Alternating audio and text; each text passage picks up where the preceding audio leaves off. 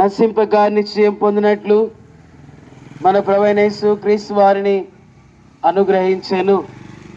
దేవుడు లోకమును ఎంతో ప్రేమించెను.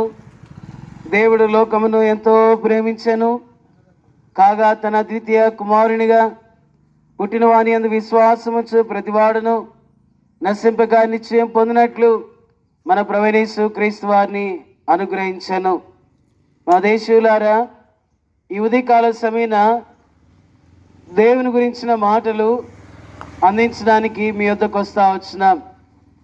ఏంటి ఆ యొక్క శుభవర్తమానం అని మీరు అనుకోవచ్చు. లోకంలో ఉదయకాలం నుండి సాయంకాలం వరకు అనేకమైన వార్తలు వింటుంటాం. మానవుడికి ఆ వార్తల్లో ఏది కూడా ప్రయోజనకరమైన వార్త ఒకటి కూడా ఉండదు. అదేంటండి, పలానా స్థలంలో ఏమైనా జరిగితేనే కదా, దాని గురించే కదా వార్త అని అంటారని చెప్పవచ్చు. మంచిదే. అయితే సువార్త, మంచి వార్త ప్రభువైన యేసుక్రీస్తు వారు నీకు అనుగ్రహించిన కొరకై ఆయన మీ యొద్దకు వస్తా వచ్చినాడు.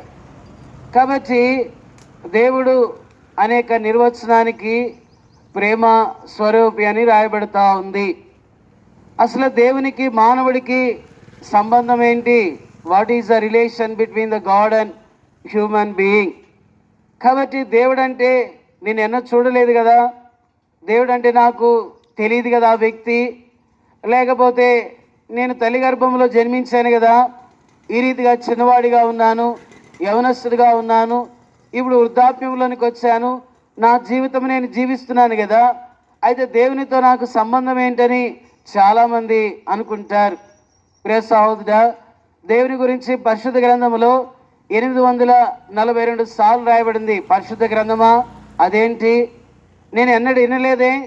కాబట్టి ఒక చిన్నపిల్లవాడు ఒక గవర్నమెంట్ ఉద్యోగం కొరకై దాదాపు 10 తరగతులు, లేకపోతే 11వ తరగతి, లేకపోతే డిగ్రీ, లేకపోతే పీజీ, లేకపోతే పిహెచ్డి, ఏ రీతిగా ఒక ఉద్యోగం కొరకై ఈ లోకంలోనే మంచిగా కాబట్టి సెలెక్ట్ అవుట్ కొరకై ఈ చిన్న తరగతుల నుండి ఏ రీతిగా చదువుకుంటూ వస్తూ ఒక ప్రభుత్వ ఉద్యోగం కావాలి అంటే ఎంత మంచి చదువు చదివితేనే తప్ప ఒక ప్రభుత్వ ఉద్యోగం రాదో, ఆ రీతిగానే భూమి మీద జన్మించిన మానవుడు దేవుడు ప్రేమించినాడు. దేవుడికి మానవుడికి సంబంధం ఏంటి అని అనుకోవచ్చు. పరిశుద్ధ గ్రంథంలో ఆదికాండం 1వ అధ్యాయం 26వ వచనంలో ప్రభు సెలవిస్తా వచ్చినాడు, దేవుని తన స్వరూపంలో మానవుడి కలిగి చేసినాడు. అండి, మీరు ఇంతవరకు చెప్పింది బాగానే ఉంది, మంచిగానే ఉంది అని అనుకోవచ్చు. అయితే మా జీవితం కొరకై చెప్పడానికి ఎవరు మీకు అర్హత ఇచ్చారు అనుకోవచ్చు. కాబట్టి దేవుడు అంటే ఆయన ప్రేమించేవాడు. ఈ ఉదయకాల సమయాన్ని నీ ఎదుగు పంపిస్తా వచ్చినాడు. దేనికి పంపించాడండి? కాబట్టి ఏమైనా మీకు పని లేదా? మేము ఇక్కడ చేరి వచ్చిన వారు అందరం కూడా ఒక్కొక్క స్థలం నుండి, ఒక్కొక్క సంబంధించిన వారు ఒక్కొక్క ఉద్యోగంలో, లేకపోతే ఒక్కొక్క స్థలంలో నుండి ప్రభు ఉదయకాలం నీ ఎదుగు తీసుకొని వచ్చినాడు. నీ జీవితం యొక్క లక్ష్యం ఏంటి? లక్ష్యం అంటే మానవుడు జన్మిస్తున్నాడు, ఈ లోకంలో చనిపోతే నువ్వు ఎక్కడికి వెళ్తున్నావు? నా జీవితం నా ఇష్టం అండి, దాని గురించి చెప్పడానికి అని అనుకోవచ్చు. అలాంటి ప్రేమించిన దేవుడే. దేవుడు అంటే అర్థం ఏంటంటే మంచిని చెప్పేవాడు. దేవుడు మానవుడిని మంచిగా జీవించాలని చెప్పేవాడు. మీరు అనుకోవచ్చు, ఈ రీతిగా చెప్తా ఉంటే కాబట్టి చెప్పేవాళ్ళు కూడా ఏదో ఒకటి బహుమానం ఉందిలే, ఏమి కూడా ఆశించకుండా ఎందుకు వచ్చారని అనుకోవచ్చు. మా దేవుడు కాబట్టి సర్వాన్ని కలుగజేస్తున్నాడు. యేసు క్రీస్తు ప్రభువారు అందరికీ ప్రభువుగా రక్షకుడిగా ఉన్నాడు. ఆయన నీ నా కొరకే ప్రాణం పెట్టాడు. ఈ లోకములో ప్రాణం పెట్టేవారు ఎవరండి? మానవుడి కొరకే చక్కగా జీవించని చెప్పేవాళ్ళు ఎవరు? కాబట్టి ఇవన్నీ యొక్క తలంపు ఏంటంటే మానవుడు ఒక దినాన ఈ లోకాన్ని విడిచిపెట్టబడుతున్నాడు. నేను ఫలానా సందర్భం చెప్పడం లేదు, కానీ దేవుడు అంటే పరిశుద్ధుడు, దేవుడు అంటే ప్రేమించేవాడు, దేవుడు అంటే నీ కొరకే ప్రాణం పెట్టాడు, సమాధి చేయబడ్డాడు, ఈ లోకంలో విడవబడితే నిత్య రాజ్యం ఇవ్వాలని కోరుతున్నాడు. అంటే మీరు చెప్పారు కాబట్టి గబగబా ఆ దేవుడు ఎక్కడున్నాడండి, పరలోకం ఎక్కడుందని చెప్పవచ్చు. దేశానికి ఒక సూర్యుడు ఏ రీతిగా ఉద్భవిస్తున్నాడండి? ఏ రీతిగా చెప్పారు? జనరేట్లు ఏమన్నారా? లేకపోతే ఏదైనా శాస్త్రవేత్త ఉదయకాలమున సూర్యుడు ఉద్భవించిన కాకంటే ఇది ఎలా కలుగుతుంది? దేవుడు అంటే మహాశక్తి, గొప్ప శక్తి. కాబట్టి ఇంతవరకు చక్కగానే ఉంది. అయితే మానవుడు ఈ లోకంలో చనిపోతున్నాడు. అవసరం ఏంటండి? నేను చక్కగా జీవించాను, లేకపోతే మంచి వస్త్రాలు కలిగి ఉన్నాను, మంచి గృహాలు కలిగి ఉన్నాను చెప్పవచ్చు. మానవుడు చక్కగా జీవించడం కొరకై ఒక మంచి డూప్లెక్స్ హౌస్ లేకపోతే ఎంతో ఖరీదు కలిగిన ఇల్లు కట్టుకుంటున్నాడు. అమ్మా అయ్యా, ఈ లోకం ఉన్నంత కాలం వరకే. అయితే ఈ లోకాన్ని విడిచిపెట్టబడిన తర్వాత నువ్వు ఎక్కడ నివసిస్తున్నావు చెప్పగలవా? ఎవరు చెప్పగలరండి? ఎవరు కూడా సాధ్యం కాదు కదా. కాబట్టి ఈ డాక్టర్ చదివిన వ్యక్తి తన జీవితంలో 12 సంవత్సరాలు చదివితేనే తప్ప ఒక ఏ రీతిగా ఆపరేషన్ చేయలేడో, యేసు క్రీస్తు ప్రభువారు నిన్ను కలుగు చేస్తున్నాడు, నీ కొరకే ప్రాణం పెట్టినాడు, ఆయన ప్రేమతో ఆహ్వానిస్తున్నాడు. ప్రయాసపడి భారం మోస్తున్న సమస్త జనులారా నా యుద్ధకు రండి.